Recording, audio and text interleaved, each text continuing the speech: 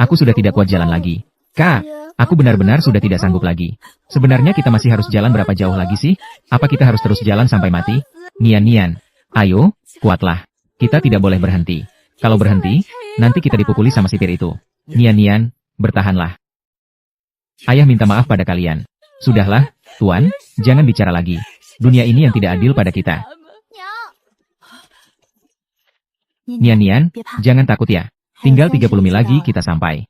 Nanti kalau sudah sampai, kakak masakan makanan untukmu. Kak, lihat situasinya sekarang.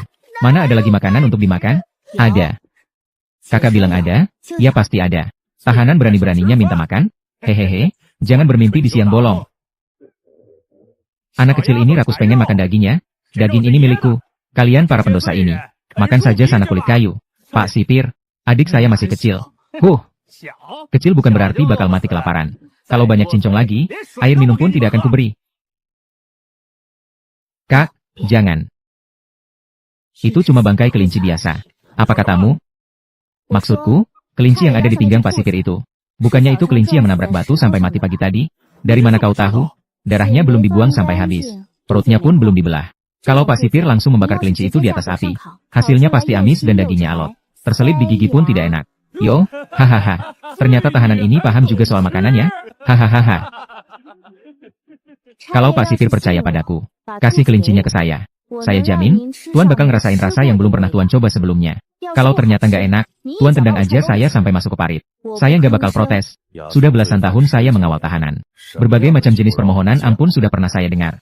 Tapi, baru kali ini ada tahanan wanita yang berani ngomong kayak gitu ke saya. Gak nangis, gak rewel. Tatapan matanya tenang sekali. Seolah-olah, dia yang memegang kendali di sini. Pakai apapun buat manggang, gak bakal ada gunanya. Biar saya yang nyalain apinya. Asalkan Tuan lepasin ikatannya. Saya pasti bisa masak. Awas, jangan sampai dia kabur. Kalau saya kabur, ayah, ibu, dan saudara-saudara saya kan ada di sini. Kalau saya benar-benar lari, Tuan jadikan saja mereka sebagai penanggung jawabnya. Saya kasih waktu sampai dupa ini habis. HMPH, kalau masakanmu nggak enak, jatah makan ayahmu bakal saya potong habis. Nian, coba lihat ke sana. Lihat rumput yang daunnya bergerigi itu, pergi cabut seikat, ambil sampai ke akarnya ya. Kak, itu kan, bawang hutan. Di bawah pohon sebelah sana, yang payungnya mengkilap, dan ada pola melingkar di bawahnya, ambil beberapa. Tapi jangan sentuh yang payungnya berwarna putih ya. Aku bantu kamu. Kak, kamu pergi cari kayu bakar, yang keringnya. Malah lebih bagus kalau yang basah sampai keluar asap. Ayah, istirahatlah dulu. Ibu, jangan menangis lagi. Meskipun gak bisa makan daging. Akhirnya, satu keluarga ini, berhasil saya gerakan hanya dengan beberapa patah kata. Teknik memotongnya lancar sekali. Pak petugas, boleh pinjam kantung anggur yang ada di pinggang Tuan sebentar? Anggurku, cuma butuh beberapa tetes buat hilangin bau amisnya kok. Kalau nggak enak, Tuan boleh pukul saya nanti.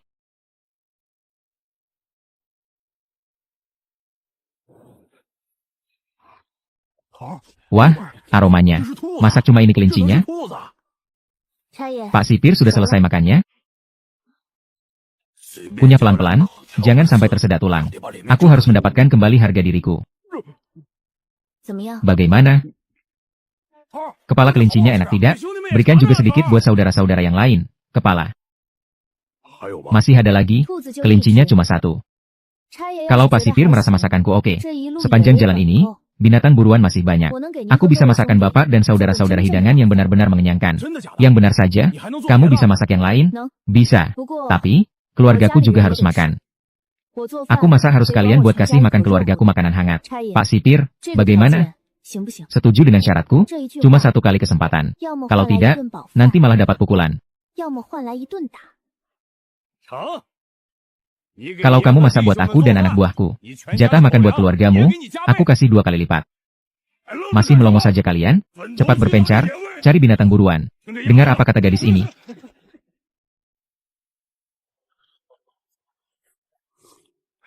Gadis kecil, siapa namamu? Su Jingli. Sayang sekali keahlian masakmu ini terbuang sia-sia di perjalanan pengasingan. Dan berkat hidangan inilah, sipir yang tadinya sokanku sepanjang jalan akhirnya mulai melunak. Pak Sipir, sebenarnya tempat yang namanya Gunung Pinus Hitam itu tempat macam apa sih? Tempat itu ya, wilayah dingin yang sengsara, bekas benteng tua yang sudah ditinggalkan. dikelilingi pegunungan. Orang luar bilang itu tanah kematian. Hampir tidak ada orang yang masuk ke sana bisa keluar dengan selamat. Oh, kenapa tidak bisa keluar dengan selamat? Ya karena dingin, terus lagi, tidak ada makanan. Hutan di sana memang penuh binatang liar. Tapi, orang-orang buangan itu kebanyakan cuma sarjana lemah. Atau orang yang terbiasa hidup manja. Siapa yang berani masuk ke hutan buat cari makan? Sudah ada gunung emas di depan mata, malah mati kelaparan. Gunung emas, mati kelaparan perlahan-lahan. Di mata orang lain, ini tempat mati. Tapi di mataku, itu adalah tambang emas yang belum dijamah siapapun. Setelah berjalan lagi beberapa hari, kita sampai di Bukit Cemara Hitam. Habislah kita, sampai di tempat terkutuk ini sama saja menunggu ajal. Jinli, bagaimana kita bisa bertahan hidup di sini? Kak, hiduplah dengan baik. Keahlianmu itu tidak boleh terkubur sia-sia di tempat ini. Orang lain hanya melihat tembok runtuh, ilalang, dan jalan buntu. Tapi aku melihat dinding yang bisa menahan angin, dan tembok yang bisa menghalau hawa dingin. Di bawah ilalang setinggi pinggang itu ada tanah yang subur. Hutan di sana itu sangat rimbun. Suara gemericik air pun samar-samar terdengar. Kak, jangan melamun terus. Ayo, bersihkan dulu pekarangannya. Malam ini, aku ingin kita sekeluarga tidur di dalam rumah dan makan makanan hangat. Jelas-jelas ini tempat mati. Tapi dia sama sekali tidak terlihat putus asa. Malah, dia terlihat seperti sedang pulang ke rumah sendiri. Baru kali ini selama berhari-hari, aku merasa kita benar-benar bisa bertahan hidup. Jinli, ada yang ingin aku tanyakan padamu. Katakan saja, Kak, sejak kita dalam perjalanan pengasingan, kamu sudah berubah. Sebenarnya, kamu ini siapa? Aku tidak mungkin bilang kalau di kehidupan sebelumnya, tanganku bisa meracik 100 rasa. Bahkan membuat para bangsawan tunduk demi sepiring masakanku. Aku juga tidak bisa bilang kalau aku baru saja mati sekali. Sebelum membuka mata kembali, dan terjebak di tubuh yang difitnah serta diasingkan ini. Kak, lihatlah. Hutan ini penuh dengan jamur, banyak hewan buruan dan sayuran liar. Bagi kita, semua ini adalah makanan. Tapi bagi para petinggi di restoran kota, ini adalah uang. Lahan lereng ini bisa ditanami sayur dan kacang-kacangan. Kacang bisa diolah jadi saus. Semakin lama disimpan, semakin harum. Orang-orang di kota pasti akan berebut membelinya. Di sungai ini ada ikan, ada udang juga. Masih bisa buat minum dan mengairi sawah. Maksud kakak, kita bisa bertahan hidup di sini dari semua ini? Bukan cuma sekadar bertahan hidup. Kak, kita harus di tempat ini. Menjadi keluarga yang paling disegani di seluruh wilayah utara. Sudah, hapus air mata kalian. Mulai hari ini, tempat ini jadi kekuasaan kita. Aku ingat siapa yang mendorongku jatuh. Aku juga ingat, kali ini, bagaimana cara selangkah demi selangkah memanjat kembali ke tempat tertinggi itu. Hanya saja kali ini, aku akan membawa seluruh keluarga ikut bersamaku. Aroma daging yang tercium tengah malam tadi, membuatku tidak bisa tidur nyenyak semalaman. Benteng bobrok ini sudah 20 tahun tidak ditinggali orang. Kalian ini orang hukuman yang baru datang, ya? Anda ini siapa?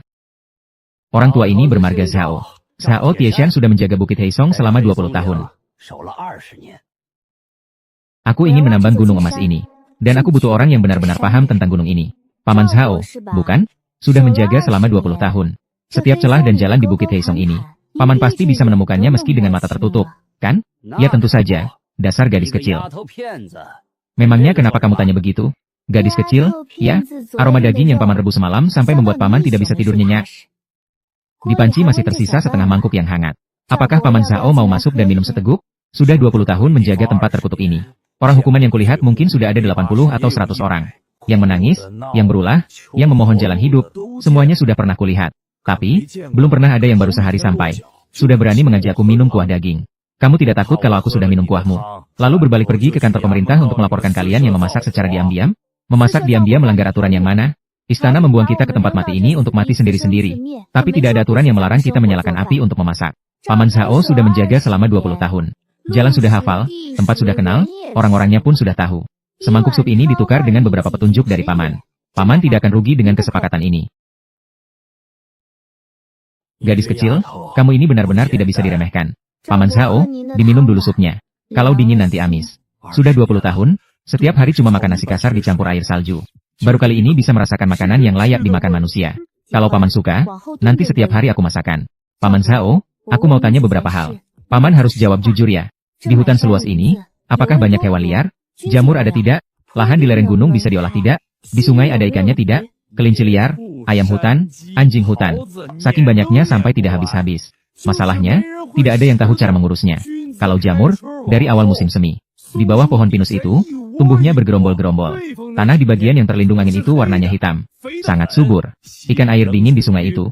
Durinya sedikit, dagingnya lembut. Tapi sayang sekali. Semua hal baik itu terbuang sia-sia di gunung. Kenapa terbuang sia-sia di gunung? Karena tidak ada yang mau beli. Jaraknya 30 mil dari kota. Jalan gunungnya susah dilewati. Pemburu yang berhasil dapat hasil buruan. Di jalan keburu busuk duluan. Lagi pula, siapa yang mau berurusan dengan kita orang buangan ini? Paman Zhao. Paman salah bicara. Barang itu terbuang sia-sia di gunung. Itu karena tidak ada yang tahu cara mengubahnya jadi uang. Tapi, bagaimana kalau ada yang tahu caranya? Gadis kecil. Sebenarnya apa yang ingin kamu lakukan? Siapa pedagang terbesar di radius 100 mil sekitar gunung Heisongling ini? Qian Youfu dari toko Feng Long. Sebagian besar hasil hutan, kulit binatang, dan obat-obatan di wilayah utara lewat di tangannya. Orangnya di mana? Si tua kikir itu. 2 hari ini dia lagi ada di kota, 30 mil dari sini, buat beli kulit hewan. Terus kenapa? Kamu masih mau ketemu dia? Aku nggak bakal nemuin dia. Aku yang bakal bikin dia datang nemuin aku. Kamu itu cuma gadis keluarga pesakitan. Pakai apa kamu bisa bikin orang kayak Qian Youfu sampai ngejar-ngejar buat nemuin kamu? Pakai aroma yang belum pernah dicium orang seumur hidupnya. Beberapa hari setelahnya, aku nggak berhenti kerja. Kak, kamu lagi bikin apa sih? Bikin saus? Tunggu sampai fermentasinya jadi. Ini bakal jadi modal kita buat cari uang. Nah, bubur kacang kayak gini emangnya laku berapa? Paman Zhao, tunggu beberapa hari lagi ya. Beberapa hari kemudian, guci saus pertama dibuka. Ini, aroma apa ini? Berhasil, Paman Zhao. Tolong Paman sampaikan pesan ke Bos Qian. Bilang saja, gadis pesakitan dari Heisongling. Bikin makanan yang bisa bikin dia untung besar. Apa dia bakal percaya? Dia nggak akan percaya. Tapi aromanya, dia nggak akan bisa menolak buat datang. 3 hari kemudian, Qian Youfu dari Feng Long Hao benar-benar naik ke gunung. Penjaga benteng yang tua menghalangi jalannya dan bicara. Ada gadis pesakitan di atas gunung. Bilang masakannya bisa bikin saya untung besar. Sumpah manis kayak gitu telingaku sudah kapalan dengarnya. Ini apa? Bos Qian, sudah lama kami menunggu Anda. Aroma ini, Nona, saus fermentasi. Kacang yang difermentasi. Makin lama disimpan, makin wangi. 6 bulan pun gak bakal rusak. Itu saus pedas. Sekali coba pasti ketagihan. Gak bisa berhenti. Apalagi ada sayur asinan di sana. Dibawa pakai kapal atau gerobak, guncangan apapun gak masalah. Nona, ini bisa produksi berapa banyak? Jangan tanya dulu saya bisa produksi berapa. Wilayah utara lagi kekurangan saus enak buat makan nasi, kan? Kekurangan? Iya, kekurangan. Ada puluhan ribu tentara perbatasan. Tiap hari cuma makan beras kasar yang hambar dan gak ada rasanya. Kalau ada sambal yang sana ini, restoran-restoran besar di setiap provinsi pasti bakal berebut sampai gila. Nah, itu dia poinnya.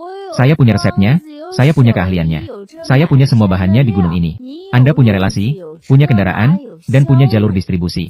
Kalau kita kerjasama, apa mungkin gagal? Tapi statusmu itu tahanan. Seandainya nanti ada perintah dari istana yang menghentikan bisnis ini, modal saya. Makanya, saya cuma mau kerjasama dengan Anda. Pemasok eksklusif. Sambal saya hanya untuk toko Feng Long.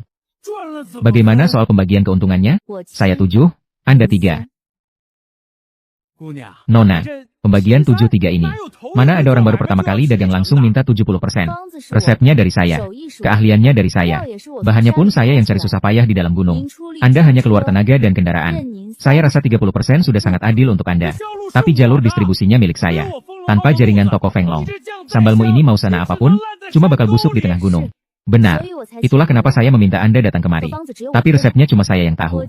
Hari ini saya bisa kerjasama dengan Anda. Besok saya juga bisa kerjasama dengan toko lain. Toko yang punya jalur distribusi bukan cuma Feng Long saja. Tapi sambal ini. Di dunia ini cuma saya yang bisa bikin. Cobalah dulu. Setelah dicoba, baru kita bicarakan lagi. Mau tetap 73 atau 64, saya sudah berbisnis selama 30 tahun. Sudah tak terhitung makanan enak yang saya cicipi. Tapi rasa yang satu ini, sungguh luar biasa. Baiklah Nona, 73 ya 73. Saya terima kesepakatan ini. Bos Qian memang tegas ya. Kalau tidak tegas, mana bisa sukses. Kalau barang ini nggak berhasil saya dapatkan. Tidur malam pun nggak bakal tenang. Berapa lama barang batch pertama bisa keluar? 10 hari, Bos Qian. Kedepannya, mohon bantuannya ya. Pasti saya bantu. Akhirnya, cuan pertama berhasil dipastikan. Hidup setengah umur lebih. Baru kali ini lihat ada orang yang bisa bikin si pelit Qian Youfu itu. Tunduk patuh cuma gara-gara omongan beberapa patah kata saja. Nah, otakmu itu terbuat dari apa sih? Paman Zhao, kedepannya, apa Paman mau bantu saya jaga tempat ini? Saya kan cuma kakek-kakek pincang. Paman sudah menjaga gunung ini selama 20 tahun. Paman jauh lebih paham daripada siapapun. Saya percaya sama Paman. Baiklah, tulang tua ini saya serahkan untuk kamu pakai. Tapi, Nak, saya harus ingatkan kamu satu hal. Kalau bisnis kamu ini makin besar, orang-orang yang iri bakal mulai berdatangan. Saya teringat ibu kota. Teringat orang yang mencelakai saya dulu. Paman Zhao, tenang saja. Siapapun yang mau datang, saya tunggu. Ternyata benar, nggak butuh waktu lama, mereka pun datang. Tapi, yang datang bukan orangnya, melainkan sebuah surat perintah. Nona, ada masalah besar. Bos Qian, tenang dulu. Ada apa? Ada aturan baru yang dikeluarkan dari kota. Siapapun yang berjualan makanan di pinggir jalan atau buka lapak sendiri, semuanya harus segera tutup. Peralatan dagang disita. Kedepannya, sudah nggak boleh lagi jualan makanan. Ini MAH sama saja memutus mata pencaharian kita. Padahal susah payah, baru saja ada sedikit harapan. Dengan adanya perintah ini, saya, Feng Longhao, juga nggak berani lanjut kerja sama dengan kamu. Kalau sampai ketempelan status kriminal dan catatan buruk, reputasi toko saya bisa hancur berantakan. Pak Qian, silakan duduk dulu. Mana bisa aku duduk tenang? Surat perintah ini jelas-jelas ditujukan untukku seorang. Ditujukan untukmu? Aku saja tidak kenal orang-orang dari kediaman gubernur. Tapi ada yang mengenalnya. Surat perintah ini datangnya pas sekali. Begitu aku baru saja menyelesaikan kesepakatan bisnis. Tak lama kemudian surat ini pun tiba. Kantor gubernur. Bagaimana mungkin mereka sengaja membuang waktu mengawasi seorang buangan yang dikucilkan? Kecuali ada orang yang diuntungkan dari sini. Selain Kak Di. Tidak ada orang lain yang akan mengawasi diriku sekejam itu. Nona, kakak yang mendorongku ke jalan pembuangan ini. Lalu sekarang harus bagaimana? Apa bisnis ini? Benar-benar tidak bisa dilanjutkan? Bisa, pasti bisa. Pak Qian, di dalam surat perintah ini ada celah yang sangat besar. Celah? Surat itu melarang buangan untuk mengelola usaha secara pribadi. Mereka mengatur status kita sebagai buangan. Tapi bagaimana jika aku tidak berbisnis dengan status itu? Kamu bukan buangan? Lalu kamu apa? Puluhan ribu prajurit di perbatasan luar Black Pine Ridge itu. Pasokan ransum mereka. Dan bumbu dapur mereka, bukankah selalu kekurangan? Tentu saja, kebutuhan militer kan memang selalu sulit. Apakah saat membeli kebutuhan militer, pihak militer tidak peduli latar belakang seseorang? Mereka hanya peduli kualitas barangnya, bukan? Maksudmu, kamu tidak akan berbisnis sebagai buangan? Aku tidak akan berbisnis sebagai orang buangan.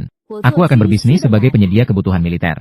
Dengan menyuplai saus dan makanan tahan lama. Aku akan mendaftar ke pihak militer untuk mengubah status kependudukanku.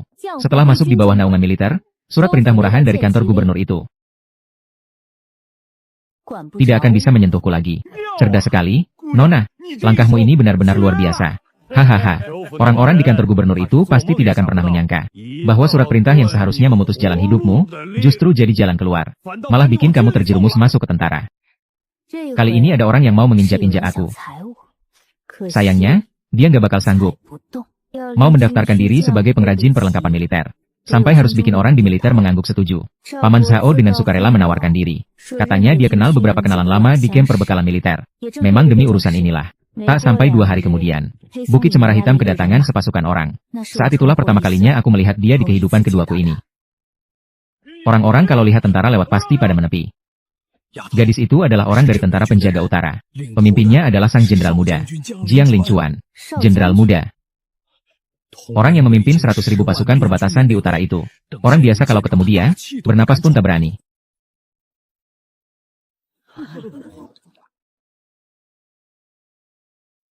Seharusnya dia cuma lewat saja. Tak ada rencana untuk berhenti. Tapi entah kenapa, pandangannya tertuju ke arah tungku dapur itu. Ada seorang wanita berpakaian sederhana. Serpihan jerami menempel di rambutnya. Keringat tipis membasahi dahinya. Uap panas mengepul ke udara. Di belakangnya ada reruntuhan benteng tua. Dia berdiri tegak di sana. Di tengah kepulan uap panas dari periuk itu, sosoknya terasa jauh lebih hidup daripada pemandangan gunung yang gersang. Jenderal. Di sini, ini adalah benteng tempat orang-orang buangan. Lapor jenderal. Benar. Orang buangan, kenapa mereka masih bisa minum sup hangat? Yang dia tanyakan bukan soal supnya. Dia sedang mempertanyakan sekelompok orang yang sudah dibuang dunia ini. Orang-orang yang dibuang ke tempat mati untuk menunggu ajal. Atas dasar apa mereka masih bisa hidup dengan semangat dan harapan? Para prajurit berjuang untuk napas mereka. Dan juga berjuang untuk sesuap nasi. Sekeras apapun tempatnya. Selama masih bisa makan yang hangat, hati tidak akan mati. Aku sudah bertahun-tahun memimpin pasukan. Sudah terbiasa melihat prajurit menderita kedinginan hingga ke tulang. Dan berulang kali menahan lapar saat stok makanan habis. Menyaksikan dengan mata kepala sendiri sepasukan tentara Wu.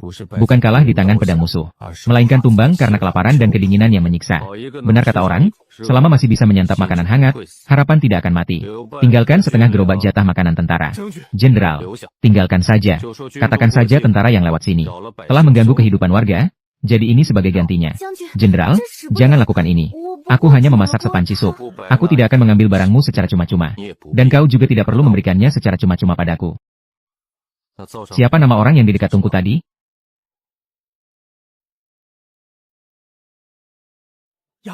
Gadis itu, kau tahu apa yang baru saja kau lakukan? Tuan muda jenderal itu terkenal sangat dingin dan tidak peduli pada siapapun. Banyak putri bangsawan di ibu kota yang rela melakukan apa saja demi menemuinya. Tapi dia bahkan tidak melirik mereka. Tapi lihatlah, hanya karena sepanci sup, dia meninggalkan setengah gerobak jatah makanan. Bahkan sebelum pergi, dia menanyakan namamu. Jin Li. Jenderal tadi sepertinya memperlakukanmu dengan cara yang berbeda. Jangan terlalu banyak berpikir. Dia hanya merasa kasihan melihat orang-orang di benteng ini. Hatinya sedang baik saja. Dengan adanya jatah makanan ini, peluang kita untuk mendaftarkan status sebagai pengrajin militer jadi lebih besar 30%. Dia hanya seorang jenderal yang kebetulan lewat. Belum tentu kita bisa bertemu lagi nantinya. Jenderal, nama gadis dari keluarga pendosa itu. Bawahanmu sudah berhasil mencari tahu. Namanya Su Jinli. Dulunya dia adalah putri kedua dari kediaman Perdana Menteri di ibu kota. Karena keluarganya terlibat masalah hukum. Seluruh keluarganya dibuang ke sini. Su Jinli. Saat orang itu datang, Bukit Pinus Hitam sedang berada di masa yang paling ramai. Gadis kecil, kalau terus begini, setelah tahun baru, benteng kita ini, Paman Zhao. Tamu agung dari mana ini? Adik, kakak datang menjengukmu. Hanyan, kakak menempuh perjalanan jauh hanya untuk menginjak lumpur ini. Apa tidak merasa jijik? Ya jijiklah, mana mungkin tidak. Baunya, lumpurnya, dan halaman yang penuh dengan tempayan pecah ini. Adik, kakak dengar kabar dari ibu kota. Sampai menangis memikirkanmu setiap malam. Benarkah? Air mata kakak sungguh sangat berharga ya. Adik, apa maksud ucapanmu itu? Kita ini satu keluarga, sama-sama bermarga Su. Ibu di ibu kota selalu merindukanmu setiap hari. Beliau sengaja mengutusku membawa pakaian dan perhiasan untukmu. Nak, senyum wanita ini tidak beres. Kakak sangat perhatian. Letakkan saja barang-barangnya. Silakan kakak pulang. Tempat ini kotor. Takut nanti mengotori sepatu kakak. Aku datang jauh-jauh menaiki gunung ini. Bukan untuk mengantar barang dan menerima sikap dingin seperti ini. Adik, kakak dengar kamu mulai berbisnis di gunung ini. Bahkan katanya sudah berhubungan dengan Feng Longhao. Itu hanya sekadar untuk menyambung hidup. Informasi kakak cepat sekali ya. Menyambung hidup? Adik terlalu merendah. Tempayan-tempayanmu ini, semuanya adalah harta karun yang bisa ditukar dengan uang banyak. Saus cuka, saus pedas, acar, dan ini apalagi? Saus udang kering. Sudah difermentasi hampir 2 bulan. Ini contoh yang disiapkan untuk kemah perbekalan tentara. Boleh dilihat saja. Jangan disentuh. Oh, begitu berharganya ya? Hanyan, apa yang kamu lakukan? Kamu sengaja, ya? Aduh, Kak, tanganku tadi selip. Lantainya licin sekali. Kakak lihat deh. Apa sebaiknya kita pinjam papan batu saja? Lagi pula, bukannya cuma satu guci kecap saja. Kakak kan jago sekali memasak. Tinggal bikin lagi saja, kan beres. Itu kecap yang aku, kakak, dan warga sini jaga dan fermentasikan selama hampir 2 bulan. Itu mau dikirim ke kamp logistik militer.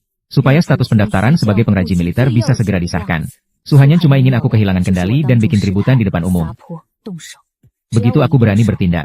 Tuduhan sebagai keluarga terpidana yang berani menyerang keluarga pejabat pasti langsung dilayangkan padaku. Dan urusan pendaftaran status itu bakal gagal total. Kakak benar sekali. Kalau pecah, ya tinggal buat lagi. Nah, begitu baru benar. Oh iya, Dik. Kamu jualan ini sama manajer Kian dari toko Feng Long, kan? Siapa dia ini? Manajer Kian. Salam kenal. Saya putri sulung dari kediaman Perdana Menteri, Su Hanyan. Dan ini adik saya. Putri sulung Perdana Menteri, pakaian dan pembawaannya. Jauh sekali bedanya dengan si Su Jinli, terpidana yang jatuh miskin itu. Manajer Kian. Adik saya ini statusnya terpidana buangan. Terima kasih sudah dibantu. Untuk sekadar cari makan lewat jualan kecil-kecilan. Saya seharusnya berterima kasih pada Anda. Tidak, sama sekali tidak. Tapi ada satu hal yang harus saya ingatkan pada Manajer Kian. Adik saya ini menyandang status terpidana. Kekaisaran baru saja mengeluarkan perintah. Terpidana yang berdagang akan dicap sebagai rakyat kasta rendah. Toko Feng Long milik Manajer Kian adalah merek ternama nomor 1 di wilayah utara. Kalau sampai ketahuan berurusan dengan seorang terpidana kasta rendah, kedengarannya tidak bagus, bukan? Manajer Kian, aku mendaftar sebagai pengrajin militer. Statusku di bawah naungan kamp militer. Perintah dari kediaman gubernur. Status pendaftaran adik sebagai perajin kebutuhan militer. Harus ada persetujuan dari pihak militer baru bisa dianggap sah. Tapi ku dengar, pendaftaranmu itu belum benar-benar tuntas, kan? Belum apa-apa sudah begini. Masih berani-beraninya dipakai buat menakut-nakuti orang. Berkas pendaftarannya memang sudah diserahkan. Tapi dari pihak militer belum ada jawaban resmi. Sebelum ada cap stempelnya. Hal ini memang masih menggantung. Nona Su, bukannya saya, Qian, tidak memegang janji. Tapi sejujurnya, identitas Anda ini terlalu sensitif. Saya tidak sanggup menanggung risikonya untuk seluruh toko Fenglong ini. Tuan Qian, kita sudah membuat surat perjanjian tertulis. Barang kloter pertama pun sudah Anda bawa dan jual habis. Anda sendiri tahu berapa banyak untung yang Anda dapatkan. Soal keuntungan, saya, Qian, tidak akan mengambil sepeser pun. Saya akan kembalikan 2 kali lipat kepada Anda. Tapi untuk bisnis ini, saya tidak bisa melanjutkannya. Permisi. Bagaimana ini sekarang? Kalau toko Fenglong pergi, mau dijual kemana kecap ini? Dia itu putri sulung keluarga Perdana Menteri. Sedangkan Nona Su kita ini statusnya adalah keluarga terhukum. Sudah kubilang dari awal, bisnis ini tidak jelas. Dik, kakak bicara dari lubuk hati yang paling dalamnya. Kamu tidak akan bisa melawanku. Aku cukup gerakan jari sedikit saja di ibu kota. Maka semua hasil jerih payahmu di pelosok gunung ini akan lenyap. Kamu pikir dengan pindah ke tempat lain, kamu bisa mengubah nasib? Nasibmu memang cuma bisa mengais rezeki di tanah lumpur. Terima saja nasibmu. Orang-orang di pekarangan ini, beling guci dan sisa-sisa perajin yang berserakan, pedagang yang melarikan diri, hati orang-orang yang mulai goyah. Ronde kali ini, aku kalah. Kalah telak tanpa sisa. Kehormatanku benar-benar hancur. Kakak benar. Aku memang tidak bisa melawan kakak. Baguslah kalau kamu sudah sadar. Dik, ya sudah. Pesan kakak sudah sampai. Barang-barangnya kalian simpan saja. Kakak akan langsung pulang ke ibu kota sekarang. Biar tempat ini tidak kotor karenaku. Oh ya, adikku, jika nanti ibu menanyakan tentangmu, akan kukatakan kalau kamu baik-baik saja di sini. Nak, kenapa kamu malah membiarkannya pergi? Surat perjanjian untuk setongkol tauco itu. Apakah kita merelakannya begitu saja? Jin Li, bagaimana ini? Begitu pemimpin toko Qian pergi, usaha ini. Paman Zhao. Sudah berapa lama tauco di tong ini kubiarkan matang? Hampir 2 bulan. Padahal sebentar lagi bisa dikirim ke kamp perbekalan militer. Paman Zhao. Utang tauco di tong ini sudah kuingat baik-baik. Begitu juga dengan surat perjanjian yang disobek itu. Serta hati orang-orang yang mulai goyah. Semuanya, satu persatu, kuingat di dalam kepala. Gadis ini sama sekali tidak hancur. Nah, lalu apa yang harus kita lakukan selanjutnya? Toko Fenglong sudah tidak ada lagi. Tauconya tidak bisa dijual. Puluhan orang di benteng ini masih mengandalkan usaha ini untuk makan. Paman Zhao. Apakah Paman masih ingat jenderal yang melintas beberapa hari yang lalu? Jenderal muda Jiang. Dia meninggalkan setengah gerobak jatah makanan militer. Katanya itu sebagai pelunasan utang. Karena dia bersedia meninggalkan makanan untuk melunasi utang. Berarti dia mengakui hasil masakan di dapurku ini. Kakak memang memutus jalan toko Fenglongku. Tidak apa-apa. Dia tidak akan pernah menyangka bahwa aku masih punya jalan yang lain. Jalan yang 10 kali lebih lebar daripada toko Fenglong. Perbekalan militer. 10.000 prajurit di perbatasan utara inilah yang sebenarnya menjadi jalanku berikutnya. Dia pikir dengan menginjak hancur 1 tong taucoku dan memutus hubunganku dengan saudagar, aku sudah habis, tapi dia tidak tahu. Apa yang diinjak hancur hari ini bukanlah akarku, melainkan akarnya sendiri.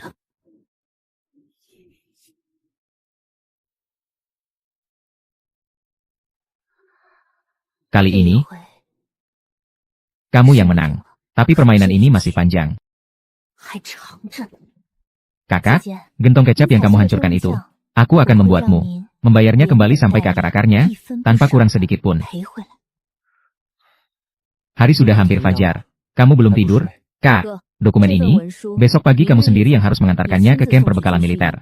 Kamp perbekalan? Bukankah status pendaftaran pengrajin perbekalan kita belum disetujui? Tadi hanya sudah bicara di depan banyak orang. Katanya, urusan pendaftaran itu saja belum ada kepastian. Justru karena belum disetujui, makanya harus segera dikirim. Hubungan bisnis Fenglong kita sudah diputus olehnya. Jalur perbekalan militer ini adalah satu-satunya jalan hidup kita. Dia ingin memblokirnya, aku tidak akan membiarkan rencananya berhasil. Aku mengerti. Kamu tenang saja. Keesokan harinya, pagi-pagi sekali, kakak membawa dokumen itu dan turun dari gunung. Aku tidak tinggal diam. Sudahlah, jangan dilihat terus. Mau dilihat sampai kapanpun, yang pecah tidak akan kembali utuh. Paman Zhao, gudang bawah tanah lama di belakang gunung itu. Sekarang masih ada beberapa gentong di sana, kan? 3 gentong besar. Semuanya baru disegel beberapa waktu lalu. Kecap barunya sudah matang dengan sempurna. Kenapa? Kamu masih ingin? Itu modal terakhir kita. Sekarang kita hanya bisa mengandalkan 3 gentong itu untuk memulai permainan baru. Mulai hari ini, gudang dalam harus dijaga siang dan malam. Baiklah, aku sendiri yang akan menjaganya. Tapi, kenyataan tak selalu sesuai harapan. Beberapa hari itu, hutan pinus hitam diguyur hujan yang tak henti-hentinya. Kak, hujannya semakin deras. Paman Zhao bilang air sungai meluap dengan cepat. Taruh saja barang-barangnya di sana. Cepat kembali ke benteng. Hujan ini tidak beres. Neng, gawat. Air sungainya meluap deras. Ada banjir bandang dari gunung. Gelombang airnya sebentar lagi sampai. Cepat evakuasi orang-orang. Evakuasi. Tapi 3 kendi itu. Lupakan kendinya. Nyawa ini taruhannya. Kalau banjirnya turun, kita semua bisa mati. Tapi 3 kendi itu satu-satunya modal yang aku punya. Neng, kamu sudah gila ya? Nian, keluar. Paman Zhao terseret arus. Kalau begitu aku benar-benar tidak punya apa-apa lagi. Sedikit lagi. Kurang sedikit lagi. Du Jinli, itu dia. Itu dia. Gelombang airnya sudah datang. Kamu mau cari mati? Hah? Aku bahkan belum sempat sadar. Modal terakhirku semuanya sudah lenyap. Jenderal, kendi-kendiku, kendi yang hilang bisa dibuat lagi. Kalau orangnya yang hilang, mau pakai apa bikinnya lagi? Kamu tahu tidak? Gelombang air tadi, kalau terlambat 1 detik saja, kamu juga bakal ikut hanyut tersapu. Feng Longhao sudah bangkrut. Aku cuma punya 3 kendi itu. Aku tidak peduli apapun itu. 3 kendi itu kalau digabungkan, sama sekali tidak sebanding dengan 1 jari tanganmu. Tanganmu. Nona Su, tidak apa-apa kan? Air bah tadi benar-benar bikin jantungan. Nona Su ini hebat banget ya. Dalam situasi separah itu, masih sempat-sempatnya menyelamatkan kendi kecap. Nyali Nona Su kita bahkan lebih besar dari laki-laki. Kalau orang lain, pasti sudah gemetar ketakutan dari tadi. Nona Su benar-benar cakap. Punya nyali yang besar pula. Tak disangka, Hei Songling akhirnya melahirkan seorang pahlawan wanita. Itu dia, itu dia, itu dia. Orang-orang mungkin memuji kemampuanmu. Tapi aku hanya ingin tanya, apa itu sakit? Jenderal, jangan menangis. Itu kan cuma luka biasa. Jenderal, apa tadi Anda sengaja menerjang hujan demi menyelamatkan saya? Cuma lewat saja. Tapi bagian belakang gunung ini jalan buntu, Jenderal. Susah payah sekali kalau Jenderal sampai lewat sini. Soal masalah perbekalan tentara itu, biar aku yang cari jalan keluarnya. Berdirilah, jangan duduk terus di tanah yang basah ini. Nanti kamu masuk angin. Malam itu, hujan akhirnya berhenti. Dia tidak pergi, dia malah membantu menenangkan warga desa yang ketakutan. Dia juga memerintahkan pasukannya untuk lembur semalaman demi membersihkan aliran sungai. Dan memperkuat benteng. Minumlah sup jahe ini biar tidak kedinginan. Perbannya sudah diganti belum? Sudah, Paman Zhao tadi yang bantu ganti. Jenderal, terima kasih untuk kejadian hari ini. Soal dokumen perbekalan yang aku ajukan. Pagi tadi baru saja kakakku kirimkan ke camp. Sekarang 3 guci itu pun sudah pecah. Rasanya bakal makin sulit. Ya, dokumen itu sudah kubaca. Registrasi untuk pengrajin perbekalan militer. Sudah kusetujui. Jenderal, jalan menuju Feng Longhao sudah terputus. Tidak masalah. Persediaan pangan bagi 100.000 pasukan perbatasan di utara. Dan bumbu masak, selalu saja kekurangan setiap tahunnya. Keahlianmu ini memang seharusnya dipakai untuk kebutuhan militer. Hanya saja, kesulitan pasukan perbatasan saat musim dingin. Jauh lebih berat daripada sekadar masalah registrasi atau beberapa guci kecap. Maksud Jenderal, utara itu sangat dingin dan keras.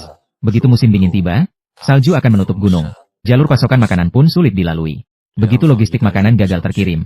Melihat pasukan terisolasi kelaparan itu sudah jadi pemandangan biasa. Bukan mati di tangan musuh, tapi mati kedinginan dan kelaparan di tengah salju. Sekuat apapun prajuritnya, kalau tidak makan, mana sanggup menggenggam pedang?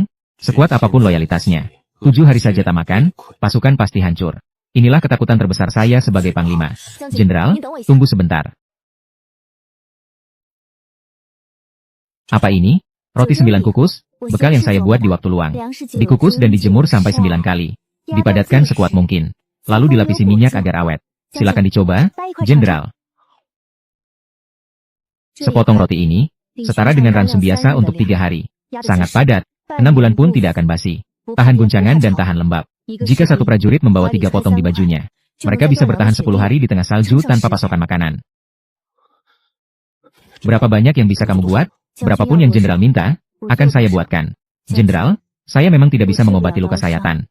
Juga tidak bisa menahan badai salju. Tapi saya bisa memastikan prajurit Anda tidak kelaparan. Agar mereka punya tenaga untuk terus memegang pedang. Seumur hidup saya memimpin pasukan. Yang saya inginkan hanyalah 100.000 prajurit bisa hidup, bertempur, dan pulang ke rumah. Dan sekarang, wanita buangan yang dianggap sampah oleh dunia ini. Justru dengan santainya menyodorkan hal yang selama ini tidak bisa saya capai. Tepat ke depan mata saya. Su Jinli. Silakan bicara, Jenderal. Soal roti 9 kukus ini, saya akan segera melaporkannya ke pihak militer. Dan membelinya sebagai persediaan resmi. Saya pastikan kamu tidak akan rugi. Untuk urusan ransum dan bumbu pasukan di perbatasan nanti, serta segala macam makanan yang tahan simpan. Jalur perdagangan di Bukit Heisong ini, akan saya lindungi sendiri. Orang-orang dari pemerintah daerah itu, kalau mau macam-macam sama kamu lagi, hadapi aku dulu.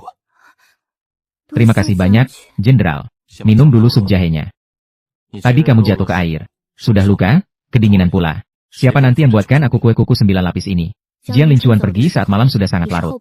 Ganti perban lukamu tepat waktu. Apa saja bahan kue kukus yang kurang? Buatkan daftarnya untuk Zhao Tieshan. Aku akan minta orang mengantarkannya ke gunung.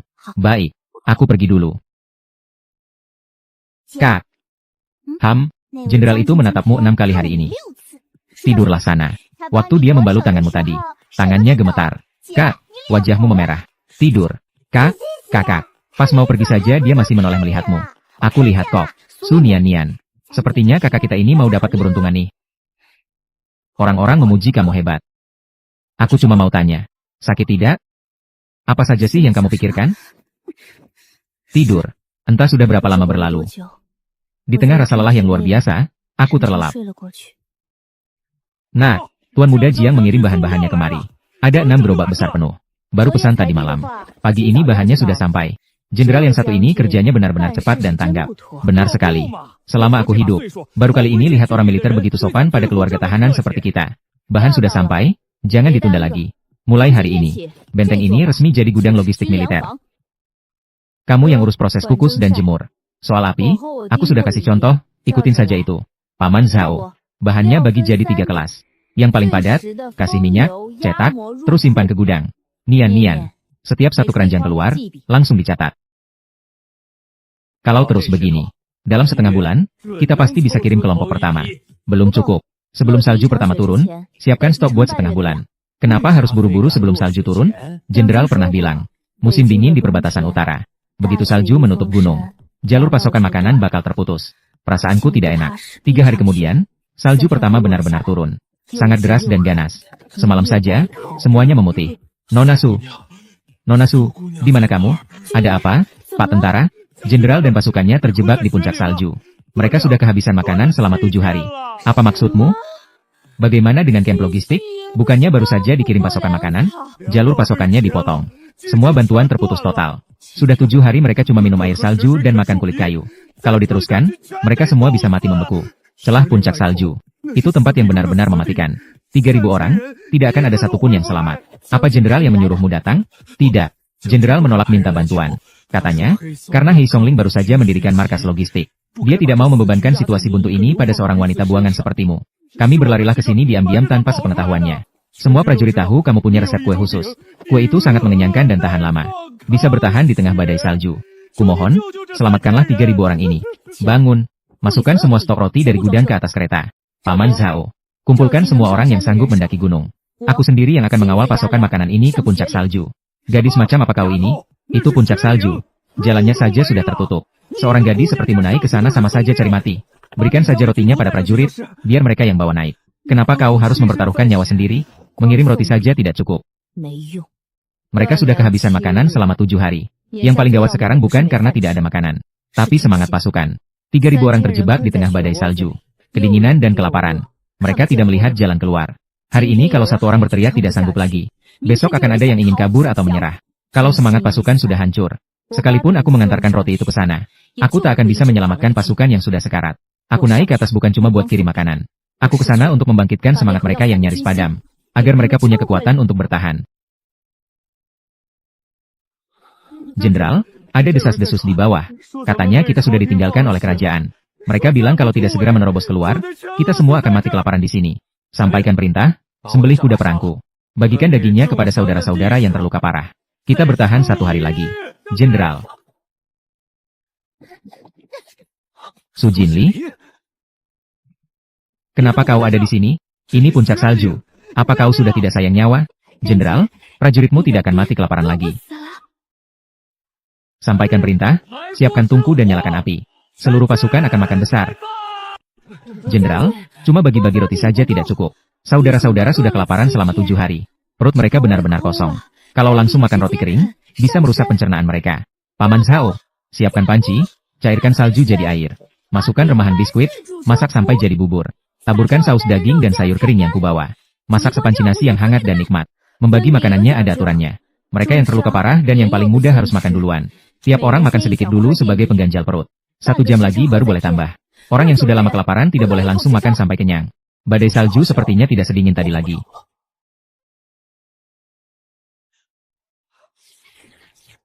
Karena ada makanan hangat, rasanya jadi beda. Akhirnya bisa makan makanan hangat. Biarkan saudara-saudara yang terluka parah makan lebih dulu. Seumur hidup aku jadi tentara. Belum pernah ada orang yang nekat mengantarkan makanan hangat seperti ini. Semangkuk nasi ini adalah penyelamat nyawa. Terima kasih, Nona Su. Budi penyelamat nyawa ini. Tuan-tuan tentara, cepat bangun. Jangan lakukan itu, tidak perlu. Su Jinli, dengan jatah makanannya sendiri, telah menyelamatkan 3.000 prajurit perbatasan kami dari maut. Kebaikan ini, aku, Jiang Lincuan, akan selalu mengingatnya. Kebaikan ini, 3.000 prajurit pasukan Zenbei akan selalu mengingatnya. Jenderal terlalu berlebihan. Aku tidak bisa mengobati luka pedang kalian. Dan aku juga tidak bisa menghalau badai salju di langit ini. Yang bisa kulakukan hanyalah memastikan kalian tidak mati kelaparan. Agar kalian punya tenaga untuk memegang pedang. Dan punya semangat untuk memenangkan pertempuran. Untuk hidup dan pulang ke rumah. Kalian semua adalah pahlawan yang menjaga perbatasan. Pahlawan tidak seharusnya berdarah dalam keadaan lapar. Semangkuk nasi ini layak kalian terima. Layak diterima demi semangkuk nasi dari Nona Su ini. Kita harus memenangkan pertempuran ini. Menangkan pertempuran ini dan pulang ke rumah dengan selamat. Gejolak emosi di matanya tak lagi bisa dibendung. Malam itu, pasukan bantuan tiba. Pengepungan di puncak salju berakhir. 3.000 prajurit. Tidak ada satupun yang gugur karena kelaparan. Hari ini, terima kasih banyak. Jenderal, Anda sungkan lagi. Aku tidak sedang bersungkan-sungkan. Selama bertahun-tahun aku menjaga perbatasan utara ini. Yang paling aku takutkan adalah kehabisan suplai makanan dan pasukan yang kocar-kacir. Sudah tak terhitung berapa kali aku hanya bisa melihat tanpa daya. Hari ini, kaulah yang membantuku memecahkan masalah tersulit ini. Sudah kubilang, aku tak bisa menyembuhkan luka akibat senjata tajam. Yang bisa kulakukan hanyalah menyiapkan sesuap nasi ini. Sesuap nasi ini sudah lebih dari cukup. Su Jianli.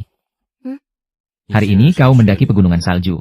Bolak-balik bergegas seharian penuh. Apakah kau lelah?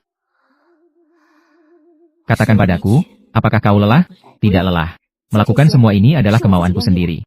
Lagi pula, ada yang ingat untuk bertanya apakah aku lelah atau tidak. Selelah apapun, semua itu sangat berharga. Hati yang telah membeku selama setengah hidup di perbatasan itu. Tiba-tiba terasa hangat tersentuh sesuatu. Seorang pedagang buangan berstatus rendah. Reputasinya malah semakin naik saja. Semakin tinggi reputasinya, semakin telak pula ia akan jatuh. Sampaikan pesan kepada Tuan San di militer itu. Suruh dia bergerak sesuai rencana. Aku ingin melihat, kali ini, apakah roti buatannya yang keras? Ataukah rencanaku yang jauh lebih kejam? Tidak berselang beberapa hari. Situasi di Heisongling pun berubah drastis. Nak, gawat. Pasukan tentara mengepung benteng kita rapat sekali. Siapa yang namanya Su Jinli? Saya orangnya. Tuan ini adalah San Hong, pejabat pengurus suplai makanan militer. Pejabat pengurus suplai makanan militer, San Hong. Pasokan makanan militer yang kau kirim telah diracuni. Aku diperintahkan untuk menangkapmu dan memenjarakanmu. Racun apa maksudmu? Roti buatan Nona Su telah menyelamatkan 3.000 orang. Bagaimana mungkin bisa beracun? Menyelamatkan 3.000 orang, tapi meracuni 7 orang. Bukankah itu kenyataannya? Prajurit, segel tempat produksi makanan militer ini sekarang. Sita semua barangnya. Tangkap dia. Atas dasar apa kalian melakukan ini? Atas dasar ini. Saksi dan bukti semuanya sudah lengkap. Buktinya sudah tak terbantahkan. Bawa dia pergi. Jalan.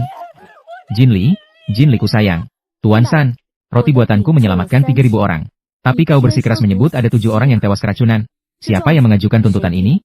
HMPH, mendekamlah kau di penjara sana. Nanti di ruang sidang, kau akan punya kesempatan untuk bicara. Bagaimana dengan Jinli? Sidang akan dimulai 3 hari lagi. Ini hukuman mati, tahu. Apa kau percaya rotiku beracun? Tentu saja aku tidak percaya. Tapi, ya sudah, itu dia jawabannya. Mereka tidak akan bisa menjebakku sampai mati. Tapi saksi dan buktinya lengkap semua. Ketujuh prajurit itu benar-benar keracunan. Bagaimana cara membela diri nanti? Ketujuh prajurit itu memang keracunan. Tapi racunnya bukan berasal dari rotiku. Maksudmu, ada orang yang sengaja mencampurkan racun sungguhan ke dalam jatah makanan militer, lalu melimpahkan kesalahannya padaku. Kak, kembalilah dan beritahu jenderal. Pada hari sidang nanti, aku ingin dia membawa prajurit yang keracunan itu beserta sisa jatah makanannya. Bawa semuanya ke ruang sidang tanpa ada yang kurang sedikit pun. Dan pastikan inspektur juga harus hadir di sana. Su Jinli. Jatah makanan yang kau kirim ke Sweling menyebabkan 7 prajurit keracunan. 2 diantaranya dalam kondisi kritis. Apa kau tahu kesalahanmu? Hamba tidak merasa bersalah, Tuan. Karena racun ini bukan hamba yang menebarkannya.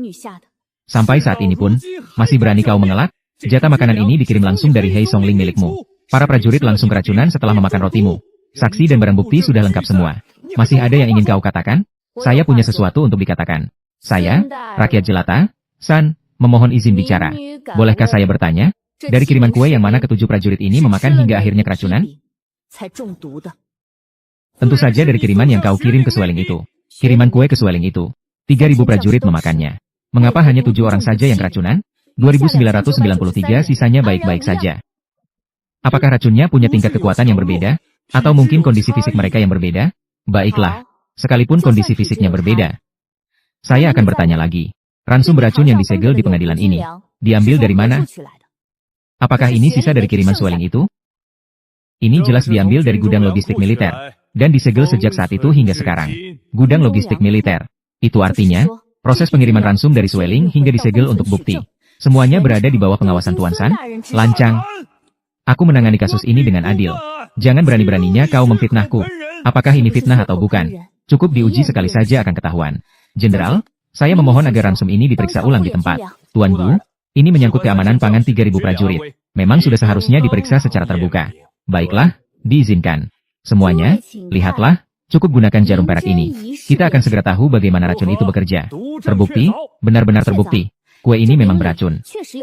Tapi, racun ini sengaja dicampurkan belakangan. Semuanya, silakan lihat bubuk ini. Kue 9 kukusan saya. Bahannya melalui proses 9 kali kukus dan jemur. Hanya mengandung biji-bijian, minyak, dan garam. Bubuk beracun di dalam kue ini. Jika terkena air akan langsung mengapung. Ini jelas sengaja ditaburkan setelah kue dibuat. Bahkan belum melewati proses pengukusan dan penjemuran. Apalagi dicampurkan ke dalam adonan kuenya. Jika racun itu dimasukkan saat hamba membuat kue, pasti sudah menyatu ke dalam kue melalui proses 9 kali kukus dan jemur tadi.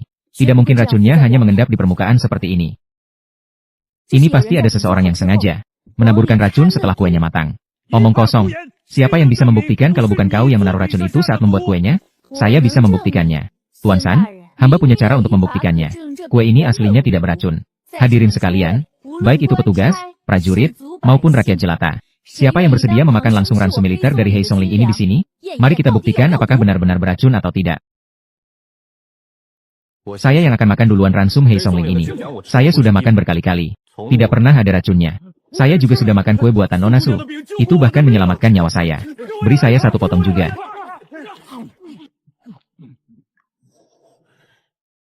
Ribu prajurit telah memakan kue buatan saya.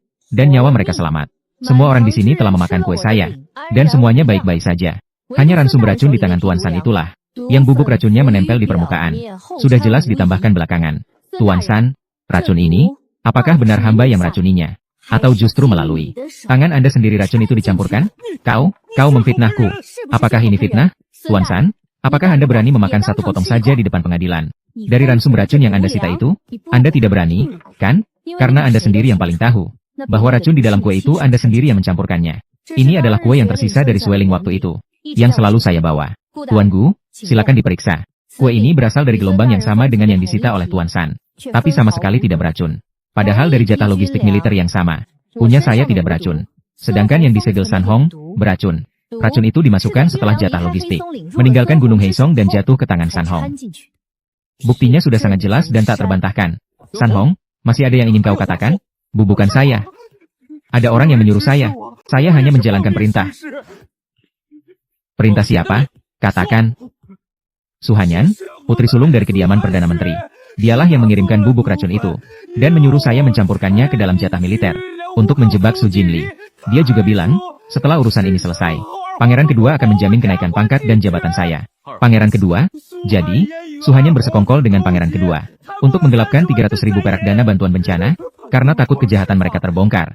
Mereka menjebak seluruh keluarga Su hingga diasingkan. Dan karena takut Su Jinli bisa bangkit di wilayah utara dan mengungkit kasus lama, mereka pun berusaha menghabisinya. Ini surat rahasia dari Suhanyan. Ada tulisan tangannya sendiri dan stempel pangeran kedua. Saya hanya ingin mencari jalan keluar untuk diri sendiri. Paksa San Hong menelan jatah makanan beracun ini. Tuan San, katanya kue saya beracun? Kemarilah, makanlah. Bukankah tadi Anda bilang ini beracun? Makan. Kalau kamu tidak mati setelah memakannya, maka giliran kamu yang masuk penjara. Kue milik rakyat kecil seperti saya, selalu dibuat untuk memberi kehidupan, bukan untuk orang yang suka mencelakai orang lain. Pejabat logistik San Hong telah memfitnah orang jujur. menggelapkan jatah militer, dan menyeret rekan lain. Buktinya sudah sangat kuat. Pengawal, tangkap dia, bawa dia kembali ke ibu kota. Biarkan pengadilan yang menjatuhkan hukuman. Kasus penggelapan dan persekongkolan antara Suhanyan dan pangeran kedua. Segera laporkan kepada putra mahkota untuk diselidiki secara tuntas. Ya, dari seorang tahanan rendahan. Dalam semalam aku berhasil membalikan keadaan.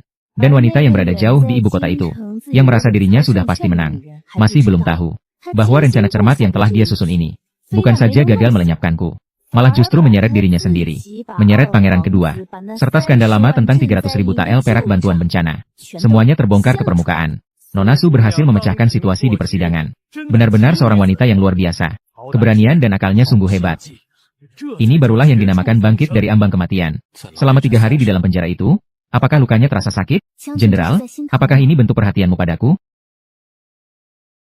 Segala bukti yang dibongkar oleh San Hongpan tentang Suhanyan, pangeran kedua, dan 300.000 perak bantuan bencana itu, telah dikirimkan ke ibu kota semalaman. Tuan Gu berkata putra mahkota pasti akan mengusutnya tuntas.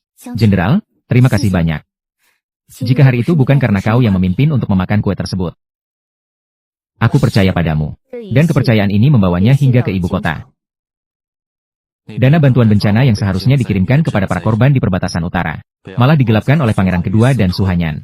Karena takut kejahatan mereka terbongkar. Mereka terlebih dahulu menjebak dan mengasingkan seluruh keluarga Su Zhengliang, yang sedang menyelidiki kasus lama tersebut. Hari ketika titah kekaisaran itu turun, nama gunung Heisongling, berdesakan di depan benteng untuk mendengarkan orang membacakannya. Atas perintah putra mahkota, menyelidiki pangeran kedua yang bersekongkol dalam korupsi, serta memfitnah orang setia. Bukti-bukti sudah sangat kuat. Gelarnya dicabut dan dikurung. Pejabat jalur logistik kediaman, San Hong, melakukan korupsi pasokan militer, dan menyeret rekan-rekan konspirasinya. Kediamannya disita dan dijatuhi hukuman pengasingan. Suhanyan dari kediaman Perdana Menteri telah memfitnah kerabat sendiri, serta terlibat dalam korupsi. Namanya dicoret dari silsilah keluarga, dibuang jadi rakyat jelata, diusir dari ibu kota. Mantan Perdana Menteri Su Zhengliang difitnah dan dizalimi. Jabatan dipulihkan. Hari ini juga nama baiknya dipulihkan. Nama baiknya sudah pulih, Tuan Su kita sudah tidak bersalah lagi. Jin Li, kasus kita sudah terungkap. Ayahmu sudah kembali menjabat. Kita bisa kembali ke ibu kota. Jin Li, ini semua berkat kamu. Benar, kamu yang menarik seluruh keluarga kami dari lumpur, sedikit demi sedikit. Nona Su lah yang menyelamatkan kita di Heisongling ini. Budi baik Nona Su sangat besar. Aku tidak terima. Rencanaku sudah kususun begitu rapi. Bagaimana bisa aku kalah dari seorang pengasingan? Anak dari pelayan rendahan tukang masak. Sudah sampai. Mulai sekarang, tinggallah di sini. Nona, majikan saya kebetulan lewat di sini. Dia menyuruh saya membawakan Anda setoples saus. Suji.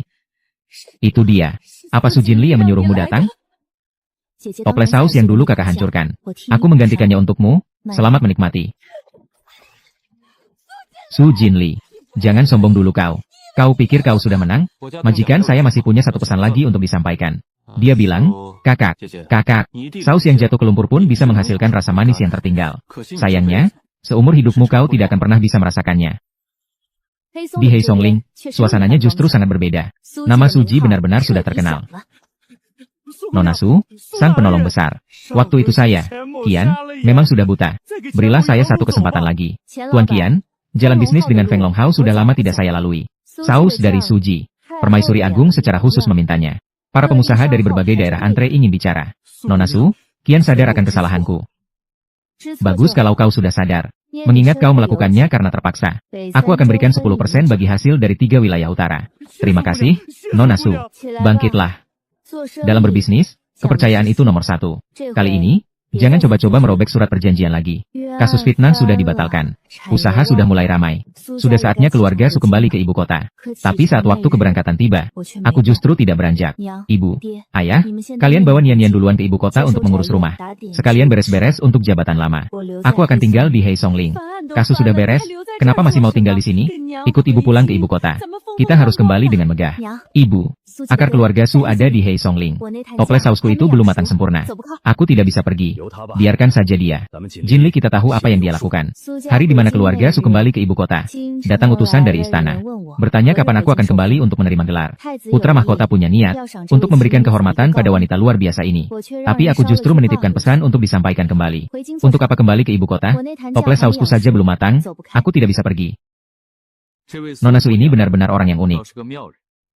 Orang lain sampai berebut memeras otak demi kehormatan dan kekayaan. Dia justru menolaknya hanya dengan alasan saus yang belum matang. Yang mulia, hamba mendengar Jenderal Muda Jiang dari pasukan Zenbei.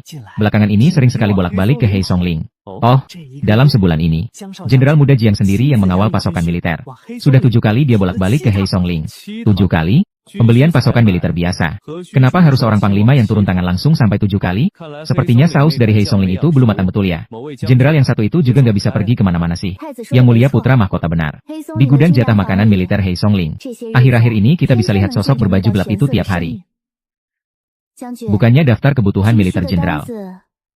Baru aja diserahin kemarin, hari ini mau nambahin catatan lagi? Nambahin apa? Saus sambal? Saudara-saudara di pasukannya doyan makan itu. Saus sambal jenderal.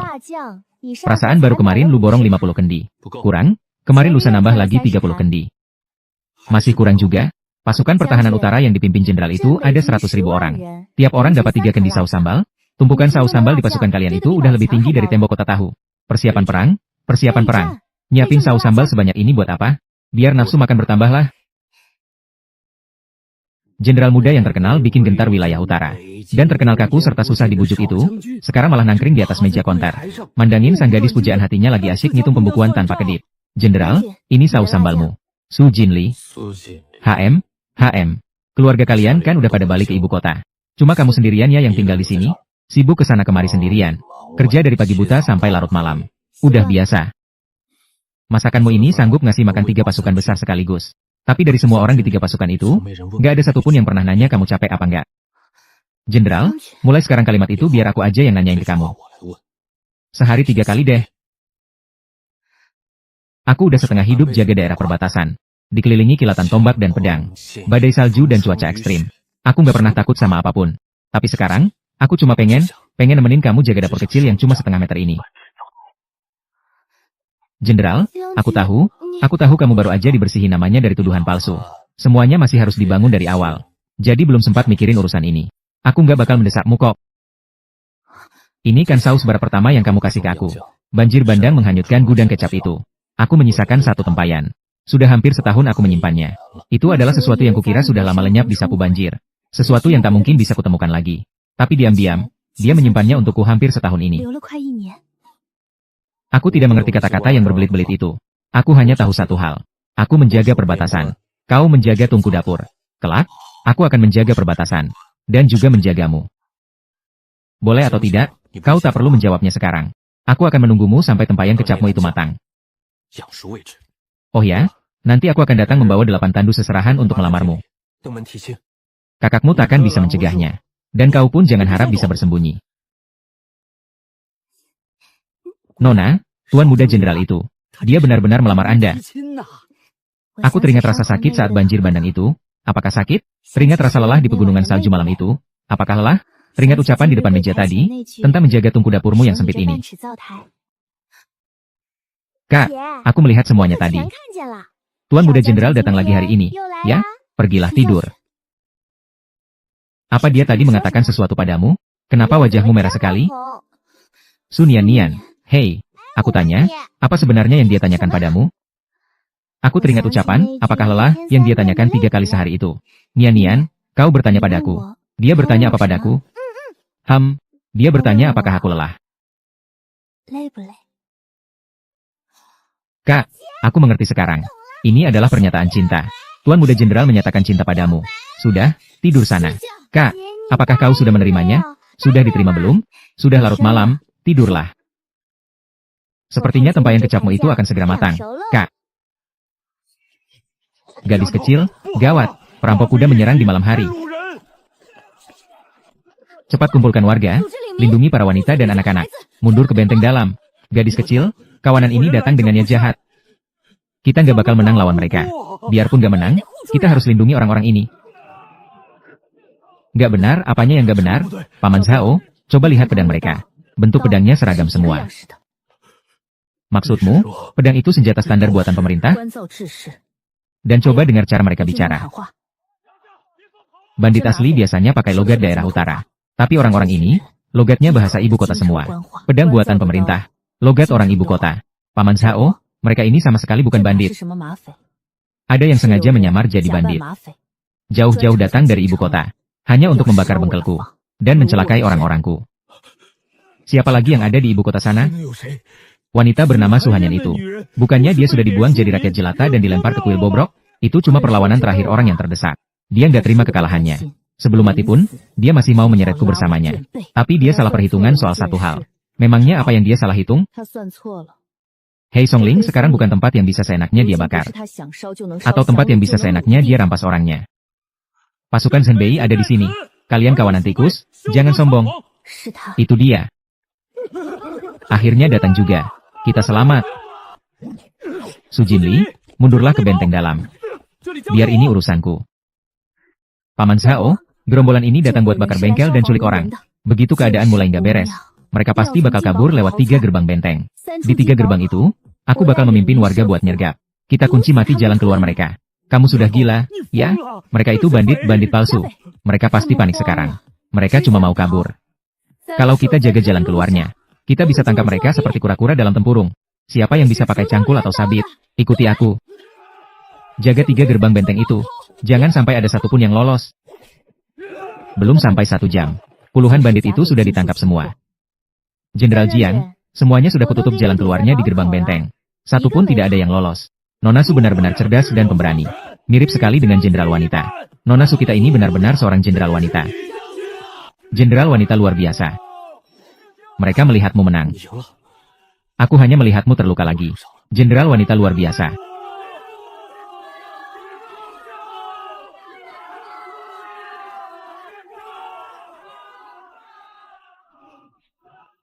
Jenderal, ini cuma luka gores biasa. Luka gores juga tetap luka. Lain kali, aku tidak izinkan kamu maju paling depan lagi dalam urusan seperti ini.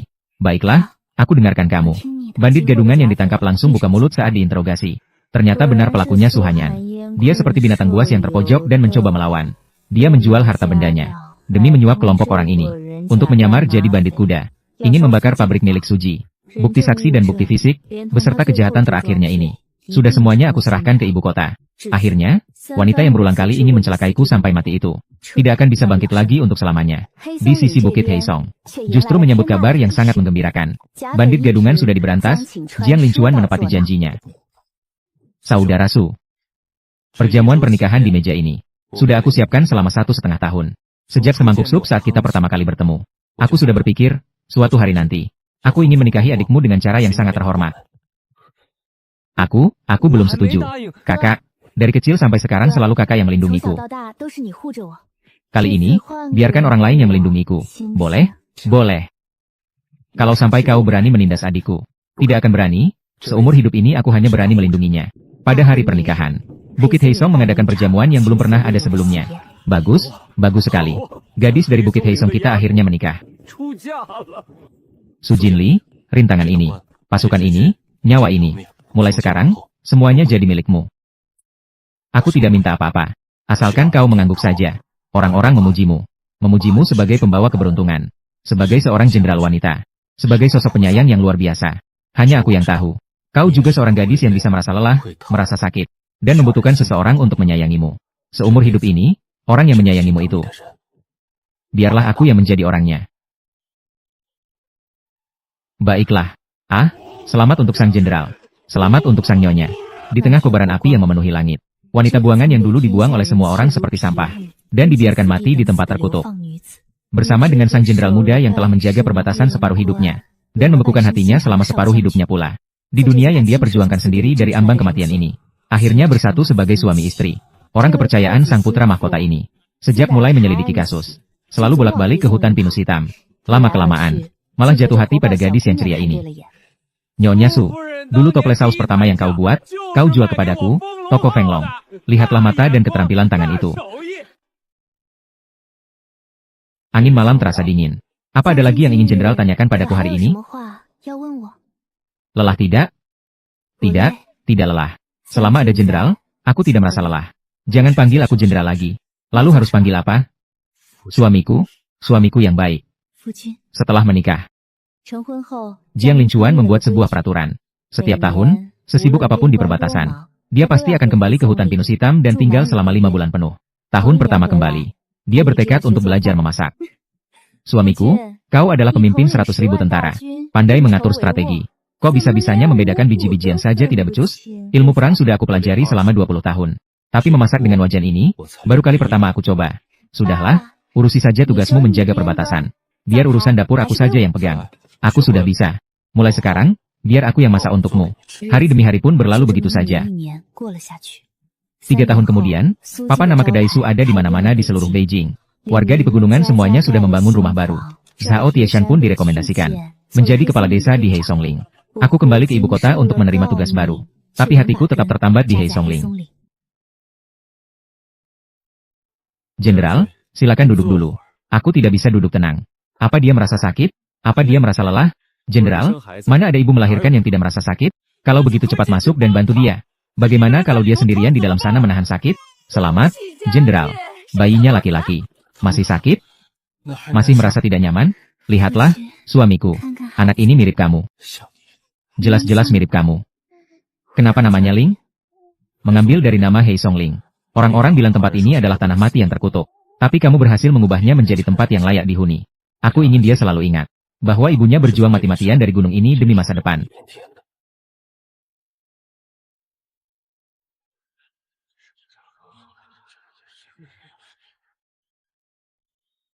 Baginda, hamba telah menjaga wilayah utara selama 12 tahun. Perbatasan aman terkendali. Apakah ada sedikit saja kelalaian dari hamba? Hamba setiap tahun kembali ke Heisongping selama 5 bulan. 100.000 prajurit, logistik terpenuhi, tak pernah kalah dalam pertempuran. Tak pernah terkalahkan. Di mana istri dan anak hamba? Setengah hidup hamba habiskan untuk menjaga perbatasan. Demi melindungi kebahagiaan setiap keluarga di negeri ini. Apa hanya karena hamba ingin pulang melihat anak dan istri? Lantas itu dianggap sebagai kelalaian tugas? Jiang Qing telah berjasa menjaga wilayah ini. Apa salahnya? Aku izinkan Jiang Qing untuk pulang menengok keluarganya di Bukit Song Hitam setiap tahun. Tidak perlu melapor lagi. Tak terasa sudah 10 tahun berlalu. Benteng tua yang dulu hancur berantakan itu, Bukit Song Hitam tempat ia berada, kini telah menjadi pusat perdagangan nomor 1 di Beijing. Zhao Tieshan sudah 10 tahun menjabat sebagai kepala kota, dan ia mengelola kota ini dengan sangat tertib. Sun Yanyan sudah lama menikah dengan Gu Cheng. Pasangan muda itu sering pulang ke Bukit Song Hitam untuk tinggal di sana. Su Jingxing kini memimpin armada dagang Su yang tersebar di seluruh Beijing. Pada suatu hari di tahun ini, salah satu armada dagang keluarga Su melintasi kuil tua di luar ibu kota itu. 10 tahun sudah, wanita yang dulu memiliki ambisi setinggi langit itu, telah hidup menderita di kuil tua ini selama 10 tahun. Nyonya, apakah perlu kita berurusan dengan orang di kuil itu? Tanya pengurus yang lewat kepada Su Jinli yang berada di dalam kereta. Tidak perlu, biarkan saja dia. Nyonya, bagaimana kalau kita memberinya sedikit bantuan? Anggap saja karena dia dulu pernah menjadi bagian dari keluarga Su. Asalkan dia tidak sampai kelaparan, itu sudah cukup. Melihat kota ini, apa yang sedang kau pikirkan? Suamiku, apakah kau masih ingat? 10 tahun yang lalu, tempat ini masih menjadi tanah mati yang tak seorang pun ingin singgahi. Aku ingat, saat pertama kali aku melihatmu. Kau berdiri di depan api unggun itu, sedang memasak sepanci sup. Kau bilang, selama kita bisa menyantap makanan hangat, hati kita tidak akan pernah mati. Jinli, dulu aku membuangmu ke tempat terkutuk ini. Apa kau membenciku? Aku benci. Aku benci pada diriku sendiri. Kenapa tidak datang lebih awal? Aku juga sering berpikir, andai saja beberapa tahun lebih awal aku melewati Bukit Song Hitam dan bertemu denganmu yang sedang memasak di depan tungku itu, alangkah indahnya. Suamiku, lihatlah, setiap bata dan setiap tungku ini, dan seluruh kehidupan yang ramai di kota ini, semuanya adalah dunia yang kubangun sendiri dengan tanganku. Jinli, aku mau ngomong sesuatu sama kamu. Kamu tahu nggak, di kehidupan selanjutnya aku nggak mau jadi jenderal lagi. Aku cuma mau jagain dapur kamu ini. Jadi tukang masak buat kamu pun aku mau. Wah, nggak bisa gitu dong. Skill masak kamu itu, masak sepanci sayur aja. Dapur berantakan semua. Aku nggak berani makan masakan kamu. Ya sudah, aku bakal belajar pelan-pelan. Sampai kamu izinin aku masuk dapur. Bakal aku pelajari seumur hidup. Kakak, kakak ipar, Bibi Zhao manggil buat makan. Kakak, kakak ipar, dan cucu semua sudah lapar. Tinggal nunggu kalian berdua doang. Yuk, pulang. Suamiku, HM, kamu belum tanya aku tadi. Capek nggak? Nggak kok, nggak capek. Selama ada kamu di sini, selamanya aku nggak akan merasa capek. Cahaya itu bersinar ke arah utara, menyinari perbatasan, terus bersinar ke arah selatan, menyinari ibu kota, menyinari tempat yang dulu disebut semua orang sebagai tanah kematian. Namun oleh seorang wanita yang dibuang, kini hangatnya kehidupan telah tercipta kembali di sini.